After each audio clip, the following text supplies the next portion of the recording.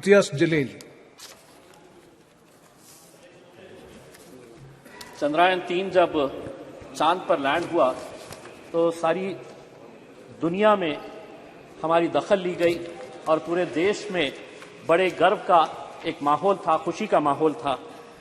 पूरी दुनिया हमें इस नजरिए से देखा करती थी कि ये वो देश है जिसकी पहचान इलिटरेसी के लिए की जाती थी।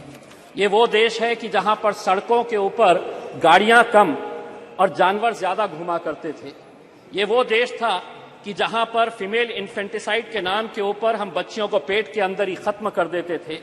ये वो देश था जहां बेरोजगारी हमारा मुकद्दर थी। लेकिन आज ये देश बदल गया है और आज पूरी दुनिया इस देश को झुककर सलाम कर रही है।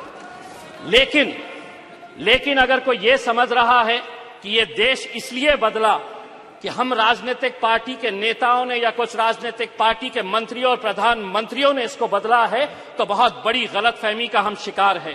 ये देश अगर बदला है तो युवा शक्ति की वजह से बदला है। ये देश अगर बदला है तो हमारे किसानों की वजह से बदला है। ये देश अगर बदला है तो हमारी महिलाओं की वजह से बदला है, हमारे वैज्ञानिकों की वजह से बदला है। और आज अध्यक्ष महोदय, हम सब बहुत सारे सदस्य ऐसे हैं जिन्हें याद होगा कि एस्ट्रोनॉट राकेश शर्मा जब स्पेस के अंदर गया और उससे पूछा गया था कि वहां से भारत देश कैसा दिखता है, तो उसने कहा था कि सारे जहां से अच्छा हिंदुस्तान हमारा। अध्यक्ष महोदय, अगर इस स्पेस प्रोग्राम को हमें आगे बढ़ाना है तो हमें कहीं ना कहीं से इसे और फंडिंग देने की जरूरत है।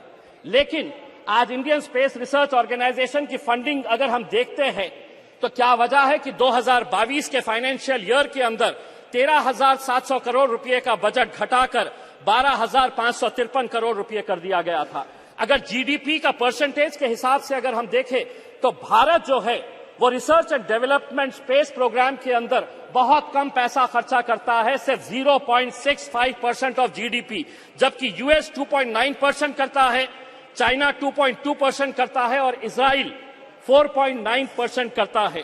अध्यक्ष महोदय, आज सुबह में जब आदरणीय मंत्री राजनाथ सिंह साहब को सुन रहा था तो उन्होंने बहुत सारे मुद्दों को टच किया। मैंने दोबारा सब्जेक्ट पढ़ा कि यह सब्जेक्ट है क्या, तो पता चला कि चंद्रयान-3 और स्पेस के अंदर हमारी उपलब्धियां।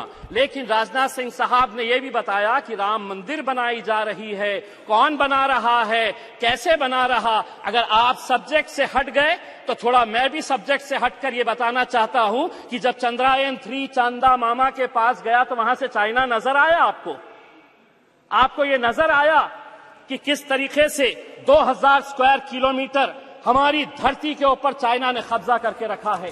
लेकिन अध्यक्ष महोदय, राजनीति अपनी जगह।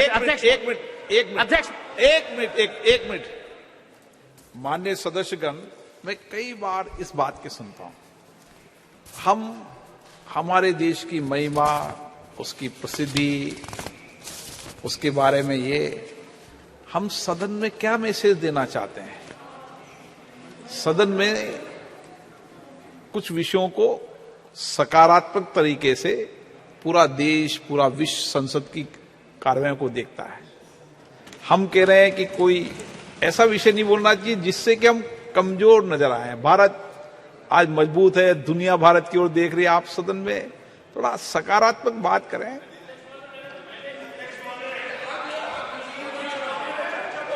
हाँ, वो विषय अलग है, वो विषय है। मनीष जी, आपका विषय महत्वपूर्ण है। के ऊपर मैं नहीं हटा अध्यक्ष महोदय, पढ़ते भी रहते हैं। अगर मंत्री जी अगर ट्रैक के ऊपर हटकर दूसरी बातों के ऊपर चले गए तो मजबूरन हमें भी थोड़ा सा ट्रैक के ऊपर हटना पड़ा। लेकिन अध्यक्ष महोदय, राजनीति अपनी जगह के ऊपर। मुझे आज खुशी है कि चंद्रयान के अंदर जितने लोगों का योगदान रहा है उसमें 4 मैं लोगों का खास तौर से नाम लेना चाहूंगा। यकीनन जो हमारे साइंटिस्ट हैं, इस प्रोजेक्ट के डायरेक्टर है सोमनाथ, इसरो के chairperson, mission director S Mohan Kumar, project director Veera Muthuvel, इनके साथ जितनी भी टीम। लेकिन अध्यक्ष महोदय, इसी दिल्ली के जामिया मिलिया इस्लामिया के 2 लड़के भी थे उसी टीम के अंदर जिन्होंने चंद्रयान को वहां तक पहुंचाने का काम किया, मोहम्मद काशिफ और अरीब अहमद। आसाम के एक लड़का और एक लड़की थी। आपने रिजर्वेशन नहीं दिया मुसलमानों को महिला रिजर्वेशन के अंदर मुसलमानों का, लेकिन एक बच्ची इसरो के अंदर भी है जो आसाम से आती है, यास्मीन नाजनीन और बहरुल इस्लाम। तो हमें खुशी इस बात की है। अध्यक्ष महोदय, हमें आज भी वो तस्वीर याद आती है कि जो 2019 के अंदर जब ये चंद्रयान 2 का मिशन फेल हुआ तो हम देख रहे थे कि कैसे वो साइंटिस्ट की आंखों के अंदर आंसू थे। वही मंजर 2023 का देखिए, जब वो किस तरीके से खुश हो रहे थे। जब वो 2019 के अंदर नाकामयाब हुए तो उन्हें इस बात का दर्द नहीं सताया कि हम फेल हो गए। उन्होंने शायद सोहनलाल त्रिवेदी की उस कविता से कुछ सीख ली और आगे बढ़ते रहे। और वो कविता के कुछ पंक्तियां मैं आपको सुनाना चाहता हूं। असफलता एक चुनौती है, स्वीकार करो। क्या कमी रह गई देखो और सुधार करो। जब तक न सफल हो नींद चैन को त्यागो तुम। संघर्ष का मैदान छोड़ मत भागो तुम।